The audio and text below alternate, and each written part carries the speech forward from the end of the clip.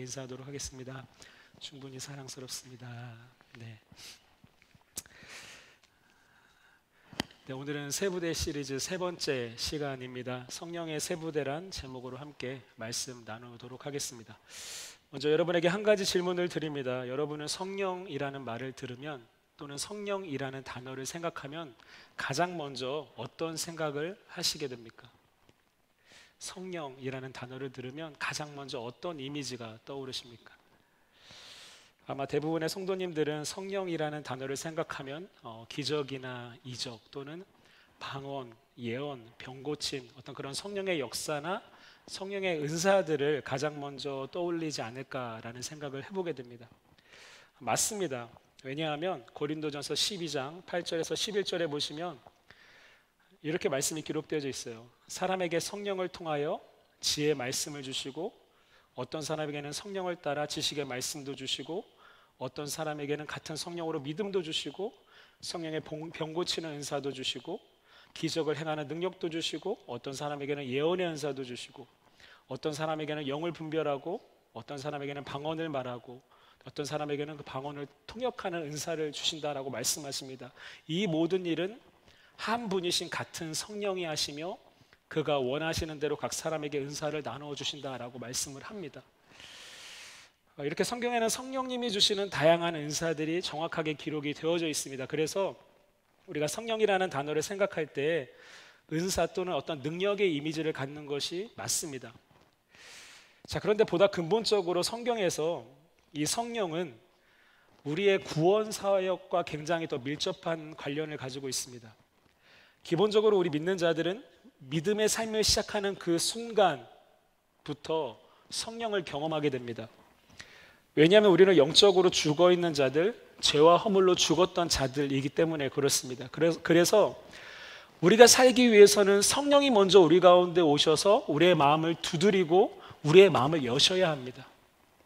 성령이 우리 가운데 오셔서 우리 가운데 계심으로 말미암아 우리가 죄를 깨닫고 죄를 회개함으로 우리가 거듭나야 한다라는 것입니다. 그렇지 않고서는 그 누구도 절대로 진실된 믿음을 가질 수도 없고 예수님을 구세주와 주님으로 진정으로 고백할 수 없다라는 것입니다. 요한복음 3장에 보시면 예수님께서 니고데모와의 대화 가운데 거듭나지 않으면 하나님의 나라에 절대로 들어갈 수 없다라고 단언하십니다. 그러면서 예수님께서 하시는 말씀이 성령으로 다시 태어난 사람이 곧 거듭난 사람이다라고 말씀을 하십니다. 성령으로 태어난 사람이 곧 거듭난 사람이다. 다시 말하면 성령으로 태어난 사람만이 예수님을 구세주와 주님으로 진정으로 믿게 되고 고백할 수 있습니다. 그리고 그런 사람만이 결국은 하나님의 나라에 들어갈 수 있다는 것을 예수님께서 말씀하고 계십니다. 여러분, 구원의 이 은혜는 철저히 성령의 역사라는 것을 우리가 기억할 수 있기를 간절히 축복합니다. 누가복음 24장에도 보시면요, 예수님께서 부활하신 제자들을 다시 만나 주십니다. 그리고 제자들 가운데 세 가지 일을 하세요. 첫 번째는 너희에게 평화가 있어라 라고 말씀하시면서 제자들의 마음을 위로하시고 그들의 마음의 두려움을 평안으로 회복시켜 주십니다. 두 번째는요, 그때 예수께서 성경을 깨닫게 하시려고 그들의 마음을 열어주시고 라고 45절에 기록되어져 있는데 예수님께서 제자들의 마음을 여셔서 그들로 하여금 이 성경의 말씀을 깨닫게 하십니다.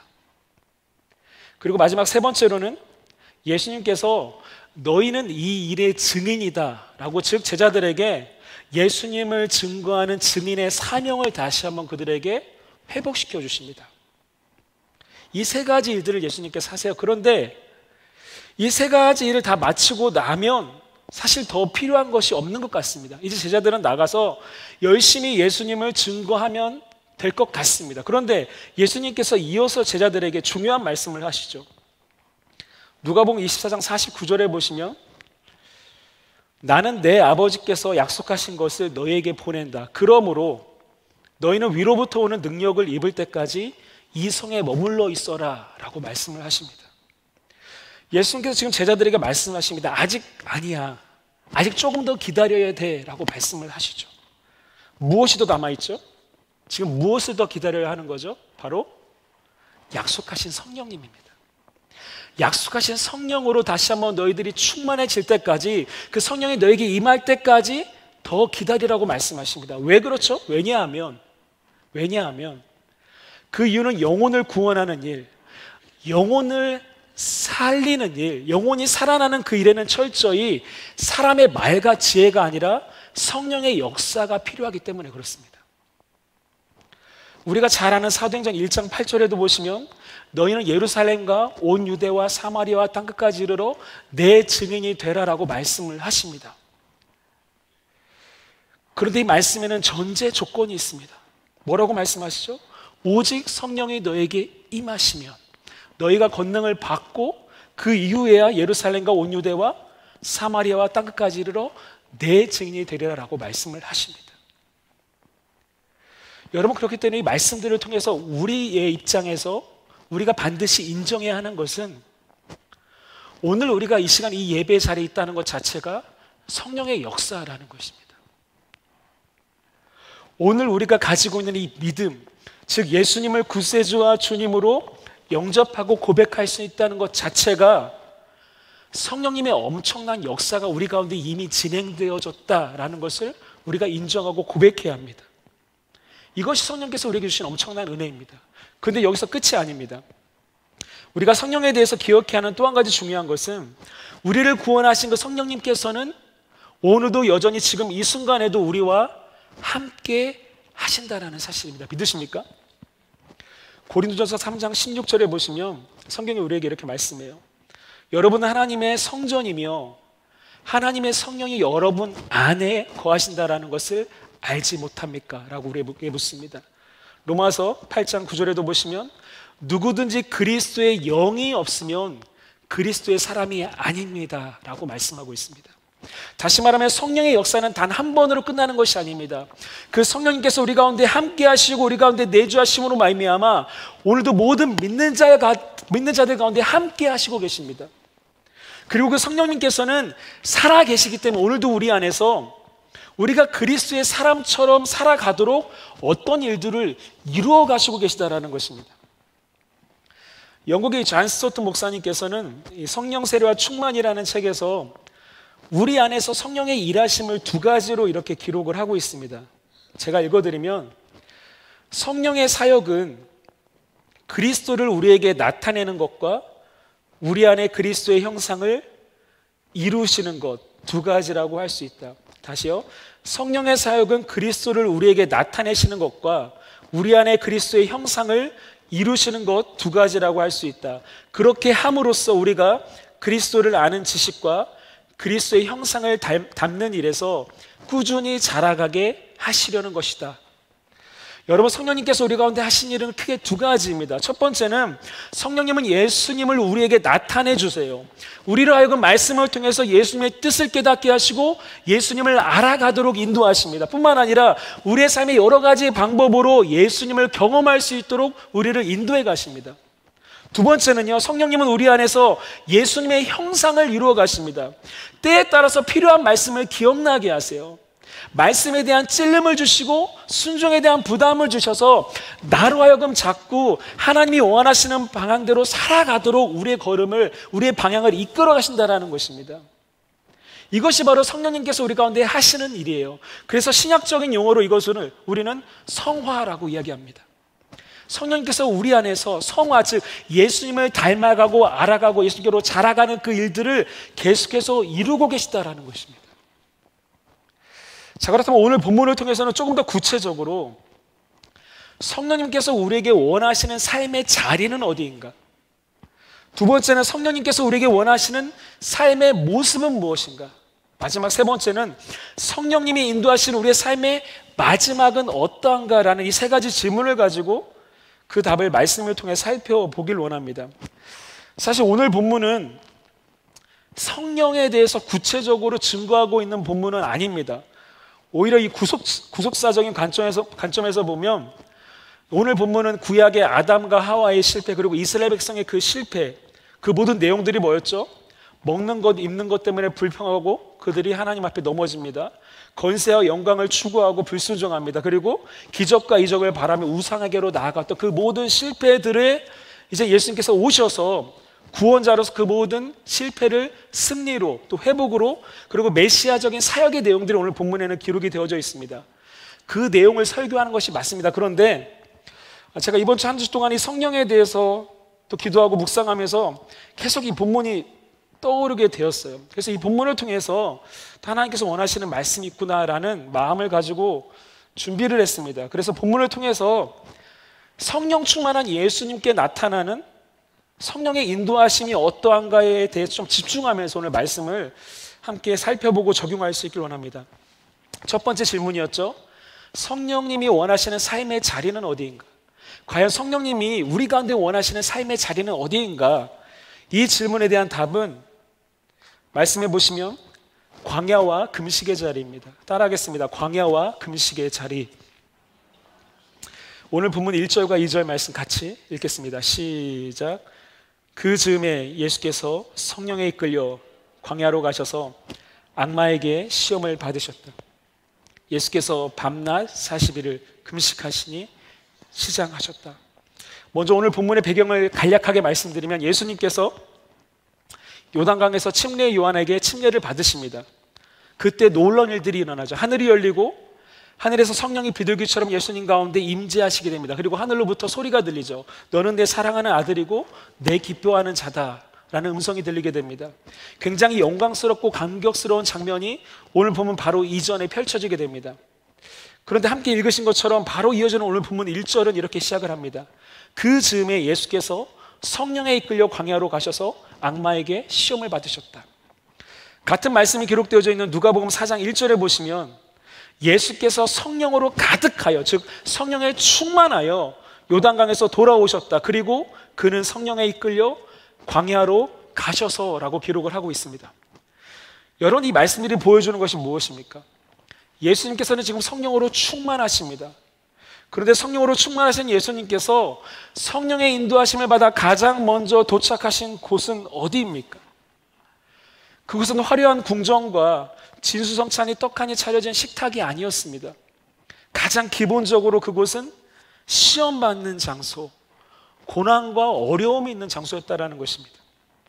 여러분, 우리에게 적용해서 말씀드리면 우리가 믿음이 없어서, 우리가 은혜가 없어서, 내가 성령에 충만하지 않아서 그래서만 우리의 삶에 어려움과 위기가 닥쳐오는 것이 아닙니다. 성령 충만한 사람도 시험을 받습니다. 은혜가 가득한 사람에게도 어려움이 닥쳐옵니다. 믿음이 견고해도 그 삶의 고난의 파도가 계속해서 몰려온다라는 것입니다. 그렇기 때문에 우리가 기억해야 하는 것은 성령 충만은 우리로 하여금 어떤 고난과 역경을 피해가고 그것을 회피해가는 수단이 아니다라는 것입니다. 오히려 성령은 우리를 주님의 원하시는 모양대로 연단시키고 만들어 가시기 위해서 우리를 훈련하는 과정으로 인도해 가신다라는 것입니다. 자, 오늘 말씀 다시 보시면요, 우리가 오늘 본문 1절에 기록된 이 그 즈음, 이 말씀을 기준으로 보면 우리 믿는 자들, 즉 성령이 함께 하시는 사람들에게 시험이 찾아오는 때는 크게 두 가지 때입니다. 첫 번째 그 즈음은 우리에게 성령의 은혜가 충만할 때입니다. 여러분, 오늘 본문에서 성령님은 예수님을 넘어뜨리기 위해서, 말 그대로 시험 들게 하기 위해서 성령 충만한 그 예수님을 시험의 장소로 데리고 가시는 것이 아닙니다. 성령님께서는 성령 충만한 예수님과 더불어 함께 사단을 대적하기 위해서 그 장소로 가시는 것입니다. 다시 말하면 성령의 입장에서는 우리를 도우셔서 우리가 받은 은혜로 시험에 승리하게 하시고 우리의 믿음을 더욱 견고하게 하시기 위해서 은혜가 충만한 자들을 시험의 자리로 이끌어 가십니다. 그런데 반대로 사단의 입장에서 생각해 보면 우리의 은혜가 충만할 때 악한 사단은 그 은혜를 빼앗기 위해서 우리를 시험하기 위해 다가온다라는 것입니다. 다른 목적을 가지고 시험이 이루어지게 됩니다. 자, 그래서 대부분의 사람들은 어떤 은혜로운 부흥회나 집회를 참석한 이후에, 또는 대부분의 사람들은 요즘 내가 좀 은혜가 있네, 은혜가 충만하다라는 생각이 들 때 그 즈음에 보통 크고 작은 시험을 당하게 됩니다. 그래서 이 즈음에 시험이 있다라는 것을 알고 영적으로 깨어있는 사람들은 이 시험을 믿음으로 이겨내면서 이것을 내 믿음이 더욱 견고하게 하는, 이 시험을 간증으로 만드는 그 일들에 동참하게 됩니다. 성령님과 더불어서요. 그런데 그렇지 않은 사람들은 눈에 보이는 상황의 은혜를 빼앗겨 버립니다. 그래서 신앙이 굉장히 굴곡 있는 신앙으로 살아가게 되는 거예요. 자, 두 번째, 믿는 자들에게 시험이 찾아오는 그 즈음은 언제인가 봤을 때, 그 즈음은 주님을 위해서 본격적인 헌신을 하려고 할 때입니다. 여러분, 오늘 본문의 상황은 성령 충만한 예수님께서 본격적으로 이제 공생애를 시작하시는 단계에서, 그 과정에서, 그 시작에서 어떤 시험을 당하시는 모습을 우리에게 보여줍니다. 이 성경이 이 내용을 기록하면서 우리에게 주는 교훈은, 이제 내가 좀 주님을 위해서 열심히 살아봐야 되겠다, 이제 내가 좀 헌신해야 되겠다, 내가 이전과는 좀 다르게 주님을 위해서 앞으로 열심히 살아가겠다라고 결단하는 그때에, 하나님이 원하시는 방향으로 올바르게 나아가고 있는 그때에, 그 즈음에 반드시 그것을 방해하는 사단의 역사가 있다는 것입니다. 그래서 우리로 하고 우리의 마음을 낙당시킵니다. 나는 안 돼, 내가 뭐가 그렇지, 에이 그냥 나중에 하자 라는 식으로 우리의 마음을 무너뜨려 버리는 것입니다. 오늘도 함께 예배 드리고 계시지만, 지난 금요일, 토요일 저희가 천지연 집사님 모시고 함께 전도 세미나를 가졌습니다. 참석하신 분들은 아시겠지만 세미나 가운데 귀한 은혜가 있었습니까? 네, 아멘. 말을 얼마나 청산 유수처럼 잘 하시는지, 웃음도 막 호탕하게 하하하 막 이렇게 웃으셔가지고 제가 깜짝 놀랐어요. 이런 평신도 들으면 제가 목회자로 굉장히 위축이 됩니다. 하나님, 저런 분을 사용하시기 위해 저 같은 사람을, 그런 마음이 들 정도로 굉장히 귀한 세미나를 인도해 주셨습니다. 그런데 이렇게 오셔서 세미나를 인도하시기까지 그 와중에는 어려움이 많이 있었습니다. 지난 주 중에 막내가 이제 팔이 부러지는 사고가 있어서 병원에 가서 이 캐스트를 하게 되었고요. 또 그래도 여기 베가스까지 오는데 아이들 데리고 이제 캠핑카 타고 와야 되겠다 해서 캠핑카 다 어레인지 다 하고 예약 다 하고 했는데, 마침 받으려고 하니까 엔진에 문제가 생겨서 갑자기 잘 곳도 없어지고 급하게 호텔도 예약해야 되고, 또 애들이 넷이에요. 그러니까 얘들 넷 데리고 오시느라 얼마나 고생이 많았겠습니까? 저희가 사람이 드리는 것도 아니고 다 자비량으로, 그죠? 또 하시는 일도 바쁘세요. 굉장히 바쁘신 분들인데 그거 다 잠깐 스탑하시고, 또 금요일에 학교에 있는 애들 그냥 중간에 픽업해서 다 데리고 오셨어요. 사실 좋은 마음으로 시작하셨지만 오지 못할 상황, 안 와도 되는 이유들이 굉장히 많이 있었습니다. 본격적으로 주님의 일을 하려고 하니까 방해가 있는 거예요. 제가 참 감사하고 대단하다고 느낀 거는, 주중에 아내가 그 소식을 듣고 집사님께 괜찮으신지 또 너무 힘들지는 않은지 그런 카톡을 드렸습니다. 그런데 집사님의 답장이 이렇게 간단하게 왔습니다. 제가 그대로 읽어드릴게요. 영적 공격이 있으니 맞게 가고 있음이 컨펌되는 기쁜 순간입니다. 킥킥킥 이렇게 오셨어요. 킥킥킥 할 만한 상황이 아니에요. 아들이 병원에서 기부스하고, 그죠? 여러 가지 상황이 복잡한 상황인데 공격이 있으니까 맞게 가고 있는 것이 컨펌되는 기쁜 순간입니다라고 고백하시면서 오셨단 말이에요. 여러분, 오늘 본문을 묵상하면서 성령 충만했던 예수님께서도 동일하게 영적 공격이 있구나, 내가 잘 가고 있구나, 맞게 가고 있구나라는 이 마음을 가지시지 않았을까라는 생각을 제가 해보게 됩니다. 여러분 같으면 오늘 본문 가운데 성령님이 인도하시는 그 장소, 예수님께서 맞게 잘 머무셨는데 그 구체적인 장소가 어디냐 하면 그곳은 바로 광야로 가서 금식하시더니, 즉 광야의 자리, 금식의 자리였다는 것입니다. 성령 충만한 예수님께서 성령의 이끌림 받아 가장 머무신 곳이 시험의 자리였고, 또 한 가지는 광야에서 금식하는 자리였다는 것입니다. 여러분, 성경에서 광야는 기본적으로 아무것도 없는 척박한 땅입니다. 땅에 소망을 둘 수 없는 곳이 광야입니다. 그리고 어려움과 고난의 상징이기도 합니다. 하지만 그렇게 광야는 동시에 하나님을 의지할 수밖에 없는 곳이고, 하늘에만 소망을 둘 수밖에 없는 곳이고, 하나님의 돌보심과 인도하심의 상징인 구름 기둥과 불 기둥이 가장 선명하게 정확하게 보이는 장소가 바로 이 광야입니다. 여러분, 그리고 금식의 자리라는 것은 가장 기본적인 나의 것을 포기하고 주님을 구하는 것이 바로 금식의 자리입니다. 광야에서 금식은요, 목숨 걸고 하는 것이 금식입니다.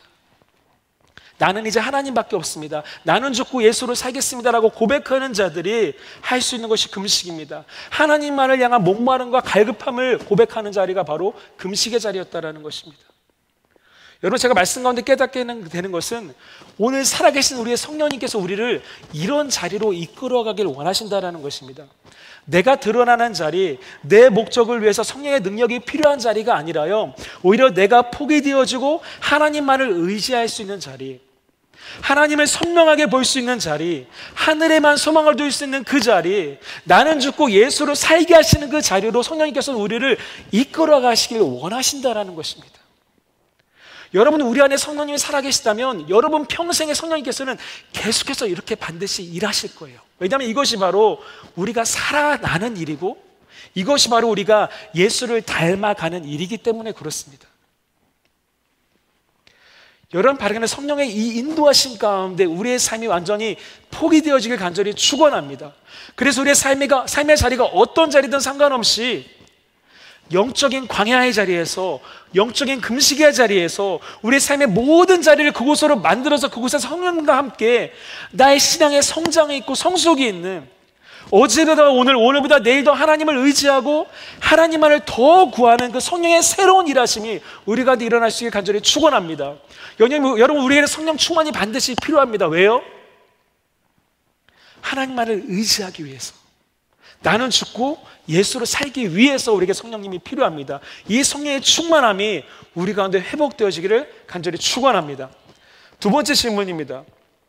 두 번째 질문은 성령님이 원하시는 삶은 도대체 어떤 모습인가? 라는 질문입니다. 성령님은 우리에게 어떤 삶을 살기를 원하시는가? 라는 질문이에요. 말씀 가운데서 보게 되는 질문은 이렇습니다. 성령님이 원하시는 삶의 모습은 바로 하나님의 아들과 같은 삶이에요. 하나님의 아들처럼 살아가는 삶이에요. 본문 3절과 4절 말씀 같이 읽겠습니다. 시작. 그런데 시험하는 자가 와서 예수께 말하였다. 내가 하나님의 아들이거든 이 돌들에게 빵이 되려고 말해보아라. 예수께서 대답하셨다. 성경에 기록하기를 사람이 빵으로만 살 것이 아니라 하나님의 입에서 나오는 모든 말씀으로 살 것이라 하였다. 여러분, 이 말씀 잘 보시면 사단이 예수님을 시험합니다. 뭐라고 시험하죠? 내가 하나님의 아들이거든 이 돌들로 빵이 되게 해보라라고 말을 하고 있습니다. 그렇게 시험합니다. 본문 2절의 마지막에 보시면 예수님이 금식하셔서 시장하셨다라고 성경에 기록하고 있어요. 그렇게 사단은 기본적으로 예수님이 지금 당장 무엇이 가장 필요한지를 정확하게 알고 있습니다. 예수님의 결핍이 무엇인지를 정확하게 파악하고 있습니다. 그리고 사단은 예수님의 눈앞에 있는 당장 시급한 그 문제, 당장 해결해야 할 그 문제를 자신이 알려주는 방법, 그 방법이 어떤 방법이죠? 말 그대로 정확하게 사단의 방법이에요. 즉 돌들로 빵이 되게 하는 아주 쉽고 지혜로운 방법 같지만 결국에는 하나님 말씀과 다른 사단의 방법으로 빨리 문제를 해결하라고 유혹하고 있다는 것입니다. 이 유혹에는 중요한 조건이 있었죠. 내가 하나님의 아들이거든 이라는 조건을 내세웁니다. 다시 말하면 눈앞에 급한 일, 어려운 일, 이 상황을 빨리 해결하는 것, 자신이 알려주는 쉽고 편한 방법으로 빨리 해결하는 것이 하나님의 아들다운 모습이다라고 지금 예수님께 말하고 있는 거예요. 굉장히 그럴듯한 말입니다. 이어지는 오늘 본문 5절과 6절에도 보시면 사단은 두 번째 시험 때도 마찬가지죠. 같이 읽겠습니다. 시작. 그때 악마는 예수를 그 거룩한 도성에 데리고 가서 성전 꼭대기에 세우고 말하였다. 내가 하나님의 아들이거든 여기에서 뛰어내려 보아라. 성경에 기록하기를 하나님이 너를 위하여 자기 천사들에게 명하실 것이다. 그리고 그들이 손으로 너를 떠받쳐서 너의 발이 돌에 부딪히지 않게 할 것이다 하였다. 여러분이 말씀에도 보시면 사단이 똑같이 내가 하나님의 아들이거든 이라는 조건을 내세우면서 예수님을 유혹합니다. 지금 사단은 내가 하나님의 아들이라면 하나님의 아들과 같은 모습은 너처럼 그냥 초라하게 배고프게 서 있는 모습이 아니다. 어떻게든 세상 앞에서 놀라운 능력과 기적을 보여주면서 나는 하나님의 아들이라는 그 능력을 세상 앞에 나타내는 것, 이것이 세상이 바라는 하나님의 아들의 모습이고 너는 이러한 모습을 가져야 한다고 예수님이 지금 유혹하고 있는 것입니다. 굉장히 맞는 말이죠. 하나님의 아들이라면 이 정도면 해야지 라고 유혹하고 있는 것입니다. 여러분, 그렇다면 우리가 이 말씀을 통해서 스스로에게 정직하게 해야 하는 질문이 있습니다. 그 질문은 하나님의 아들과 같이 살아가는 삶의 모습이 정말로 어떤 모습인가라는 질문이에요. 사단의 말대로 세상적이고 인간적인 방법을 통해서 당장 눈앞에 있는 어떤 문제를 아주 쉽게 해결하는 그것이 정말로 하나님의 아들다운 모습이 맞습니까? 큰 능력과 기적을 보여주면서 사람들에게 인기를 얻고 칭송을 얻고 세상의 기준에만 맞추며 살다가 그렇게 세상 사람들이 원하는 것들 다 들어주며 살다가 결국에는 사명도 없고 십자가도 지지 않는 것이 정말로 하나님의 아들다운 삶의 모습입니까? 여러분, 정말로 예수님이 이렇게 사셨다면 우리가 어떻게 예수님을 믿고 따를 수가 있겠습니까? 마태복음 26장에 보시면 예수님께서 십자가 지시기 전날에 겟세마네 동산에서 간절히 기도하십니다.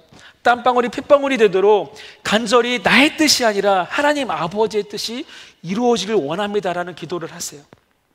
그 밤에 배신한 유다가 사람들과 함께 예수님을 잡으러 옵니다. 그러자가 옆에 있던 베드로가 칼을 꺼내서 예수님을 잡으러 온 대제사장의 종의 귀를 잘라버리죠. 그런데 그때 예수님께서 베드로에게 칼을 집어넣어라 라고 말씀하시면서 또한 이렇게 말씀하십니다.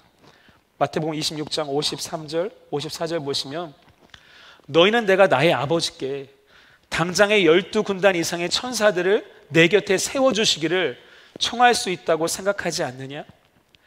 그러나 그렇게 되면 이런 일이 반드시 일어나야 한다고 한 성경 말씀이 어떻게 이루어지겠느냐? 이 말씀 이후에 예수님께서는 초라하게 사람들에게 붙잡히시고 비참하게 십자가를 지시고 힘없이 죽임당하시는 자리로까지 나아가셨다는 것입니다. 여러분, 예수님이 왜 그러셨습니까? 예수님께서 아무것도 모르셔서, 예수님께서 바보라서 이런 일들을 하셨습니까? 예수님께서 이 일을 하신 그 이유는 이것이 바로 말씀을 삶으로 살아내는 모습이기 때문에 그렇습니다. 삶에서 하나님의 뜻을 끝까지 순종하는 모습이기 때문에 그렇습니다. 하나님이 기대하시는, 사람의 기대 말고요, 하나님이 기대하시는 진정한 하나님의 아들의 모습이 바로 이런 모습이었기 때문에 그렇습니다. 여러분, 오늘 말씀에도 예수님 동일하시죠? 예수님께서 성령으로 충만한 가운데 쉬운 길이 아니라 순종의 길을 택하십니다. 빵을 먹고 배부르는 길이 아니라 하나님의 말씀의 길을 선택하셨다라는 것입니다. 자, 그렇다면 오늘 우리 안에 계신 그 동일하신 성령님께서 우리를 이끄시는 삶의 모습은 당연히 어떤 모습이겠습니까? 분명 우리에게 두 가지를 말씀하실 것입니다. 첫 번째는 사람이 빵으로만 살 것이 아니라 하나님의 입에서 나오는 모든 말씀으로 살 것이다. 이것이 첫 번째고요. 두 번째는 주 너의 하나님을 시험하지 말아라. 이것이 두 번째 말씀입니다. 여러분, 바로 이 말씀처럼 오늘 우리가 성령의 인도하신 가운데 떡으로만 사는 인생이 아니라 말씀으로 사는 인생, 하나님을 시험하는 인생이 아니라 하나님의 말씀에 순종하는 인생을 살아갈 수 있기를 간절히 원합니다. 그래서 정말로 이 땅 살아가는 동안에 하나님의 자녀와 같은 모습으로, 사람의 기대, 사람이 원하는 사람의 하나님의 아들의 모습이 아니라 하나님의 말씀하신 하나님의 자녀들과 같은 모습으로 세상의 기대가 아닌 하나님의 기대를 이루고 세상의 만족에는 하나님의 만족이 되어서 그렇게 성령의 이끌림 받아 성령의 세보대의 삶을 저 여러분이 살아갈 수 있기를 간절히 축원합니다. 마지막 세 번째 질문입니다. 세 번째 질문은 성령이 이끄시는 삶의 마지막은 어떠한가라는 질문이에요. 도대체 성령은 우리를 이끄셔서 그 마지막에는 도대체 어떤 곳에 우리를 놓아두시는가라는 질문이에요. 마지막이 항상 중요합니다. 그런데 마지막은 굉장히 간단합니다. 성령이 이끄시는 삶의 마지막은 어떠한가라는 질문에 성경은 간단하게 답을 합니다. 바로 승리라는 단어입니다. 여러분, 성령께서는 반드시 우리를 승리의 자리, 어디의 자리요? 승리의 자리로 인도하십니다.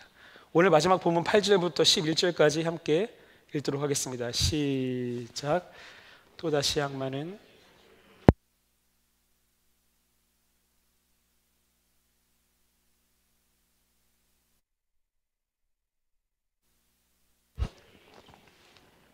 그때 예수께서 그에게 말씀하셨다. 사탄아 물러가라. 성경에 기록하기를 주 너의 하나님께 경배하고 그분만을 섬겨라 하였다. 이때 양만은 떠나가고 천사들이 와서 예수께 시중을 들었다. 여러분이 말씀 보시면 성령의 충만한 가운데, 그렇지만 사단의 유혹이 있었지만 그럼에도 불구하고 그 끝은 무엇입니까? 승리입니다. 예수님께서 승리하신 것으로 오늘 말씀이 끝을 맺고 있다는 것입니다. 여러분, 이 사실 하나만으로도 우리가 굉장히 든든할 수 있습니다. 오늘 말씀 다시 보시면요, 8절과 9절 말씀 가운데 사실 예수님의 모습과 사단의 모습을 비교해 보면 너무나도 차이가 납니다. 이사야서 53장의 말씀대로 예수님은 고운 모양도 풍채도 없으십니다. 그리고 40일 동안 금식하신 예수님은 인간이 느끼는 배고픔을 경험하시며 지금 높은 산에 초라하게 서 계십니다. 하지만 그런 예수님을 유혹하는 사단의 모습을 보면요, 사단은 예수님과는 비교되게 세상의 권세를 다 가지고 있는 자처럼 보입니다. 세상의 모든 나라와 영광을 다 보여줍니다. 그래서 우리가 이 두 모습만 비교하면 예수님이 금방이라도 패배할 것 같습니다. 하지만 그럼에도 불구하고 예수님은 어떻게 하신다라고요? 예수님이 승리하신다라는 것입니다. 여러분, 그렇기 때문에 우리가 확신해야 되는 것은 성령의 충만한 가운데 성령에 이끌려서 시작되는 우리의 믿음의 여정은 그 과정이 어떠하든지 상관없이 반드시 우리는 승리하게 되어 있다는 사실입니다. 할렐루야. 우리의 삶에 어떤 여건과 고난이 있어도 이 승리라는 결론은 절대로 바뀌지가 않습니다. 오늘 본문에서 일어나는 이 예수님을 보여주시는 이 상황들은 믿는 우리의 인생 가운데 앞으로 일어날, 지금도 일어나고 있는 일들에 대한 생방송이에요. 이 생방송을 보고 있는 거예요. 그리고 우리의 삶에는요, 이 말씀이 그대로, 예수님이 겪은 시험들이 그대로 재방송처럼 이루어지고 있는 거예요. 그렇다면 우리가 무엇을 기대할 수 있죠? 그럼에도 불구하고 우리는 승리한다라는 것입니다. 이 똑같은 일이 우리의 삶 가운데도 그대로 이루어져요. 성령의 이끌림 받아 시험도 받고 어려움도 받고 때로 우리가 넘어지고 좌절하기도 하지만 그럼에도 불구하고 성령의 이끌림 받아 살아가는 사람들은 그 끝은, 그 마지막은 승리라는 거예요. 그렇기 때문에 두려워하지 말라라는 것입니다. 이 성령님과 함께 담대하라는 것입니다. 이미 마지막이 너에게 보여졌으니 그 마지막을 믿고 오늘을 담대하게 살아가라는 것입니다. 여러분, 9절 말씀 보시면 사단은 기세등등한 모습으로 나를 섬기면, 나에게 절하면 이 모든 것을 다 주겠다라고 예수님을 유혹합니다. 여러분, 그렇다면 사단의 이 말이 진실입니까? 거짓입니까? 생각해 볼 필요도 없어요. 100% 거짓말입니다. 요한복음 8장 44절에 보시면 사단의 정체를 성경은 그는 거짓말쟁이이고 거짓의 아비라고 정확히 사단의 정체를 밝히고 있어요. 여러분, 그런데 생각해보면 오늘날 수많은 사람들이 이 단어에 세상 나라와 세상 영광에 속으며 오늘을 살아가고 있다는 것입니다. 굉장히 쉬운 거짓말인데 이 거짓말에 속으며 오늘을 살아가고 있습니다. 그렇게 말씀드리지만 우리가 성령으로 살아가는 우리의 삶은 분명히 승리입니다. 그렇지만 이 과정 가운데 우리가 한 번이라도 더 시행착오를 겪지 않기 위해서, 줄이기 위해서 우리는 오늘 말씀 가운데 성령 충만한 예수님의 대답을 통해서 우리 삶에 늘 두 가지 고민과 질문을 해봐야 됩니다. 첫 번째 그 말씀 보시면요, 10절 말씀에 뭐라고 말씀하고 있죠? 사탄아 물러가라. 성경에 기록하기를 주 너의 하나님께 경배하고 그분만을 섬겨라라고 말씀하고 있습니다. 두 가지가 무엇인가 하면 첫 번째는 이 일이 정말로 주님을 경배하는 일인가? 주님께 영광이 되는 일인가라를 질문하시면 됩니다. 이 질문하면 사단에게 속지 않습니다. 두 번째는요, 이 일이 정말로 주님만을 섬기는 일인가라는 질문입니다. 예수님께서 이 말씀으로 사단의 유혹, 세상 나라와 세상의 영광을 물리치세요. 아무리 좋은 것이 우리 눈앞에 보여져도 이것이 과연 하나님을 예배하는 일인가? 이것이 과연 하나님을 섬기는 일인가라는 그 질문 앞에 아니면 거짓말인 거예요. 이 질문 앞에 이것이 정말로 주님을 경배하는 일이고 하나님을 섬기는 일이다 라고 우리가 결론이 난다면 그 일은 하시면 됩니다. 여러분, 이것이 바로 이 성령 충만한 예수님께서 보여주신 방법이고 성령의 지혜였습니다. 우리가 물론 승리하지만 이 과정 가운데도 승리하기 위해서 우리는 날마다 두 가지, 예수님 이것 하나님을 경배하는 일인가, 이것이 바로 예수님 하나님을 섬기는 일인가라는 질문을 가지고 우리가 오늘을 살아간다며 오늘도 승리할 수 있고 내일도 승리할 수 있고 마지막에도 당연히 승리할 수 있다는 사실입니다. 여러분, 성령의 인도하심을 따라 주님을 경배하고 주님만을 섬기며 살다가 그렇게 마지막 날에 주님 앞에 서시는 저와 여러분 될 수 있기를 간절히 축원합니다. 우리 성령께서는 반드시 우리를 승리의 자리로 인도하십니다. 그리고 그 과정 가운데서도 이 성령이 주시는 지혜를 통해서 낙마하다 승리할 수 있기를 간절히 축원합니다. 말씀 마무리합니다. 오늘 우리가 준비해야 할 성령의 세부대는 무엇인가? 성령의 세부대는 우리의 삶을 이제 좀 더 성령님께 온전히 맡겨드리는 것입니다. 그러면 그 성령이 우리 가운데서 더 주님의 일들을 많이 이루실 거예요. 주님을 의지하고 주님만을 구하는 자리로 우리를 인도해 가십니다. 그리고 거기서 하나님의 자녀답게 하나님의 말씀으로 살아가게 하세요. 그리고 마지막에는 결국 승리의 삶으로 우리를 인도하시는 것입니다. 여러분, 2020년도에도 오늘 말씀과 같은 상황이 분명히 반복될 거예요. 은혜를 받기도 하고 성령의 충만함을 갖기도 하지만 그때 반드시 사단의 공격이 있습니다. 하지만 오늘 말씀을 기억하면서 그때 광야의 자리로, 금식의 자리로 나아가서 그 순간에 하나님을 경험할 수 있기를 간절히 축원합니다. 선택의 순간에도요, 사람의 기대, 사람의 바람을 선택하는 것이 아니라 하나님의 기대, 하나님의 말씀을 선택하세요. 그리고 두 가지 질문과 함께 그 시험을 이겨내세요. 아무리 좋은 것이 눈앞에 있다 하더라도 이것이 과연 하나님을 경배하는 일인가? 이것이 과연 하나님을 섬기는 그 일인가? 이 질문 앞에 승리로서 하나님께 영광 돌리는 저와 여러분 될 수 있기를 간절히 축원합니다. 이런 성령의 인도하심과 성령의 세부대의 삶이 우리 모든 성도님들 가운데 충만하게 이루어지기를 간절히 축원합니다. 다 같이 기도하시겠습니다.